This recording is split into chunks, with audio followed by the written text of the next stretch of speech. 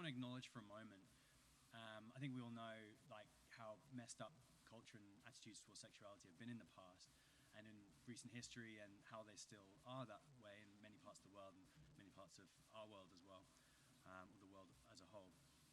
And I think it's pretty amazing that we get to be here. We right here, right now, get to be here at an event which openly and beautifully talks about conscious and healthy sexuality and relationships in this way. I think that's pretty amazing. Does anybody else agree with me there? Yeah? And I just want to say massive shout out to Jada and the team here for putting this event together. I think that's phenomenal. And for you all to be here as well. Really awesome. So who out there right now is into, I know I am, into sex and sexuality? Yeah? Yeah? What about into, yeah, cool. Thanks, man. Cool. And what about into, who here likes a bit of play and a bit of pleasure, yeah?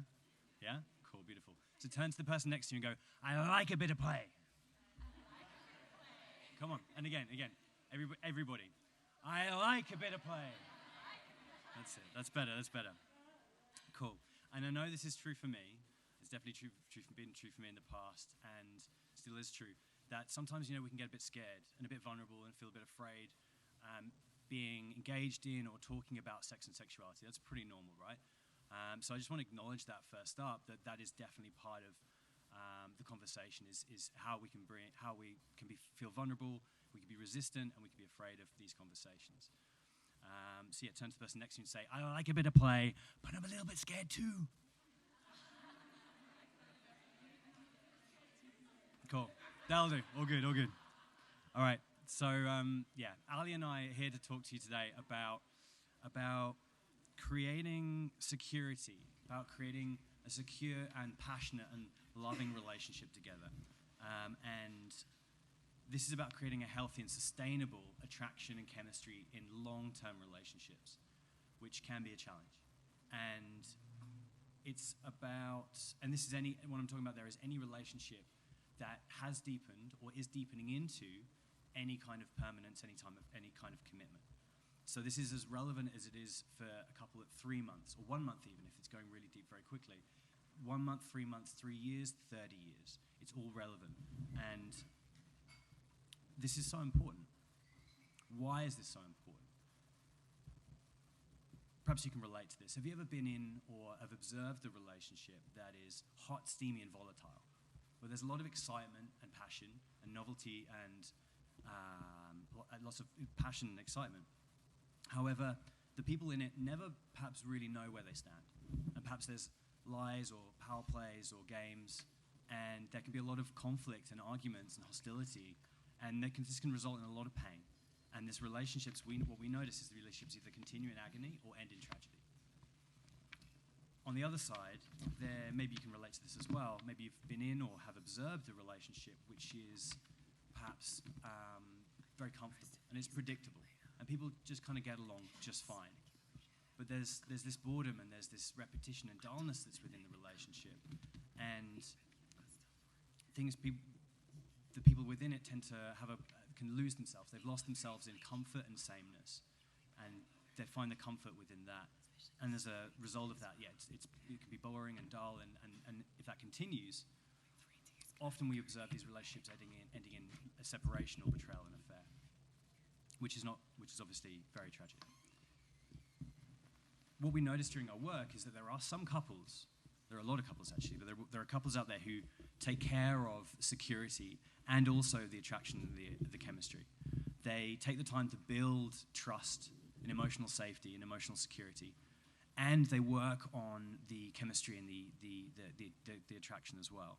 And they do so by being open to being themselves and being vulnerable and taking risks and stepping into uncertainty. And by doing that, they create the novelty and excitement that is essential for creating chemistry and attraction in long-term relationships. As we'll find out a bit more about that when Ali talks about how you can do this. So in our work, we notice these different examples, these different cases a lot of the time. And this last case, these couple who take the time to create security and also chemistry and attraction in long-term relationships, as a result of this, they go on to have long-term, stable relationships that are full of passion and great sex, and they stay together in a sustainable long-term way. So just take a moment to reflect on how that's important to you, perhaps your experiences at the moment or your experiences in the past, and I acknowledge that there could be a lot of pain around that. But just take a moment to acknowledge how important it could be for you to understand how creating security and creating chemistry and attraction could benefit you and your long-term relationships. So, natural question after that is, what's the difference? What's the difference that makes the difference between these examples? Dr. John Gottman, who studied relationships in his love lab for decades, and he determined from this research that trust and security was the most important factor within relationships breaking, failing, or succeeding. In fact, they're pretty much the factor in whether they succeed or fail. To the point where he could predict with something like 97% accuracy whether a couple would stay together within 5 minutes of observing them within his love lab, which is phenomenal. That's how crucial this is. And so if we choose to believe that trust and security is the most important part of a relationship succeeding or failing, then we need to know what it means. So we define security as a sense and an inner knowing that the relationship will be here tomorrow, that our needs will be respected and taken care of, and including and specifically, perhaps most importantly, our need for emotional space, emotional availability, support, understanding. And yeah, so security comes from a sense of partnership as well. Sense of partnership being, we can take on an attitude or a belief that what's good for you is good for me. And we can use we can have a win-win attitude. So what we want is a win-win scenario in all the decisions we make. And with this, we allow this to guide our decisions and our choice and behaviors within our relationship, then we will start to demonstrate and we will start to experience within our relationship that our needs and that each other's needs and interests are taken care of. And when we feel like our partner is taken care of and respecting and holds our needs and interests within their intention for how they are, we can start to trust them. We trust them more and more and more and more, and deeper and deeper and deeper and deeper. And as we trust more, that allows us to be more vulnerable. It allows us to step into uncertainty more, unfamiliarity. It allows us to explore more and grow more. And this uncertainty, this unfamiliarity, this exploration, this growth is the best way, the most beautiful way to drive sustainable novelty and excitement, and therefore sustainable attraction and chemistry in our relationships. So just to make sure that we're all, seeing, hearing, feeling, and knowing how important this is, imagine a pyramid for a moment. Yeah, cool, perfect, thank you. So imagine a pyramid for a moment. And the bottom level is the broadest, right? It's the biggest. It's the widest, and it's the support and foundation for the rest of the pyramid. For all the levels above it, sit within that foundation, sit on top of that foundation. Now, whilst the bottom level is the biggest, the broadest, the most secure, the most expansive, it's all stable, it's all good, it just does what a pyramid does and lasts for tens of thousands of years, which is wonderful. Now imagine if that bottom level was getting smaller and smaller and smaller and smaller. What does that mean for the rest of the pyramid? What does that mean for the level above the pyramid? How long is that going to last? How likely is it that the pyramid's just going to fall over and collapse? Now, as you imagine that pyramid, imagine that it represents your relationship. And notice how the bottom level is security and trust within your relationship. And the second level is attraction and chemistry.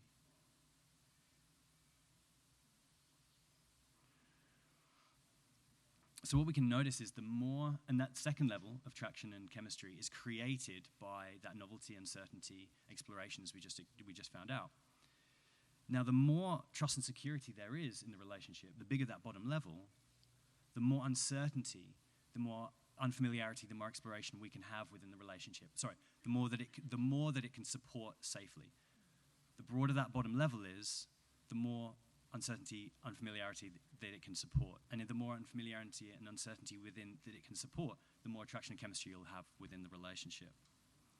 So if you can start to see how important this is, starting to hear the meanings behind this, and starting to get a feel and a knowing for what this means to you and what this means for your relationships. what does your relationship pyramid look like? And what perhaps does your relationship pyramids of the past relationships look like? And maybe if you look at that, you can learn some lessons about where you can make some changes, where some shifts may be needed, and some reconsidering of maybe some strategies and some things we're doing. And that's, I guess, what we're here for. And Ali's going to help us out with that. Okay, so now I'm going to talk a little bit about the how. Like, how do you create a secure foundation in your relationship? And once that is established, or whilst it's been established, how do you not go to sleep on the relationship and turn up the heat? So let's start with security.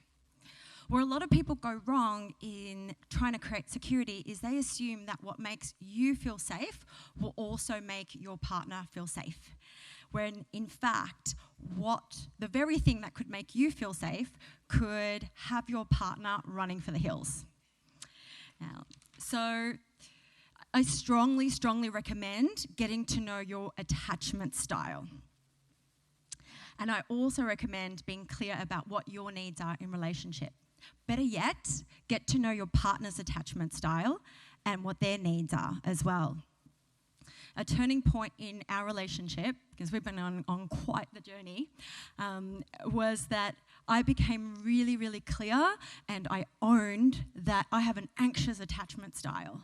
So what that means is that there's this underlying belief that came from like my formative years that I will be abandoned. And this is like playing out in the background of my relationships. So what I needed was a lot of reassurance and a lot of proof of Tom's love, which was pretty hard work for you, hun, in the first year. So Tom, on the other hand, and this dynamic that we're describing is super common, by the way, that these two particular dynamics tend to attract each other.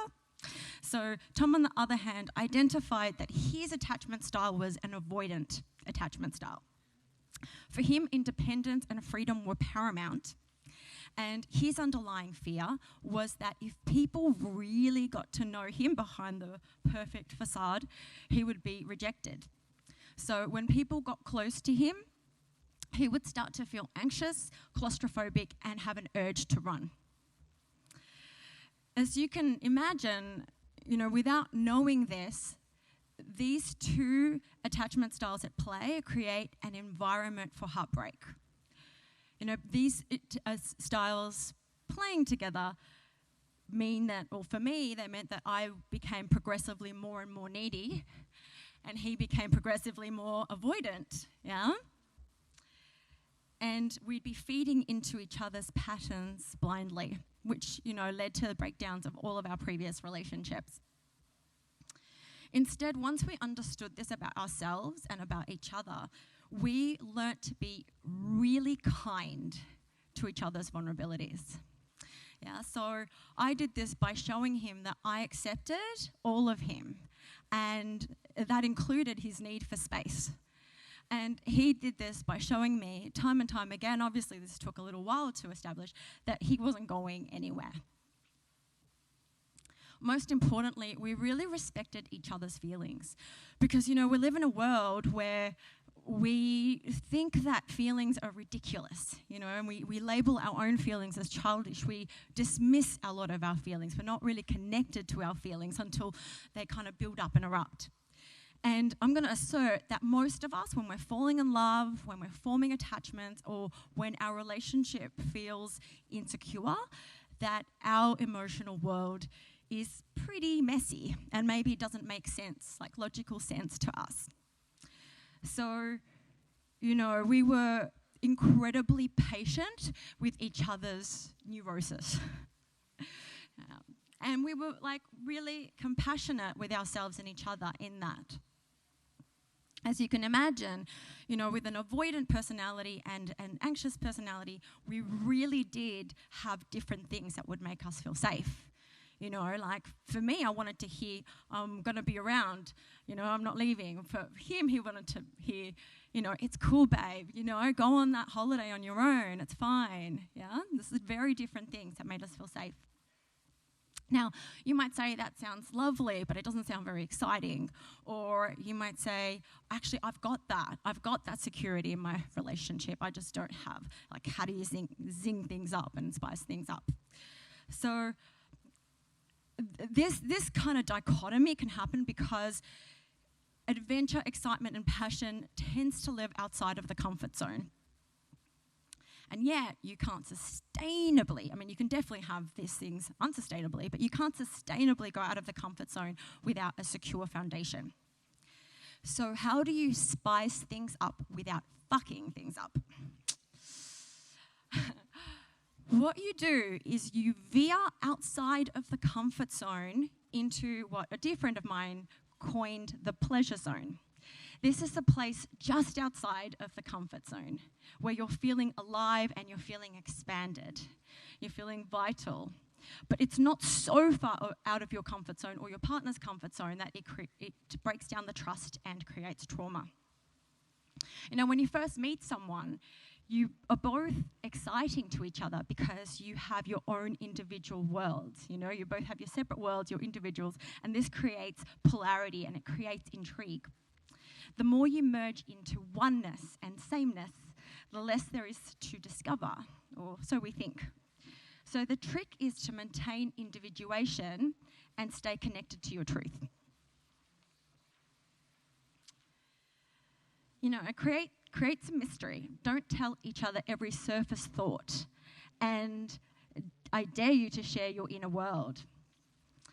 You know, most importantly, take risks. That sounds like I'm saying the opposite now. Risks can take many forms. You know, a risk isn't really a risk unless it makes you feel vulnerable. This might be the vulnerability of telling your partner that what they did really pissed you off, actually. Or it could be sharing something that you feel is embarrassing, or suggesting that you try something new in bed that might freak them out a little bit. Or, you know, something as risky as saying, you know what, I've got a little crush on someone. Now, when you do this, you're highlighting the I versus the we and the us.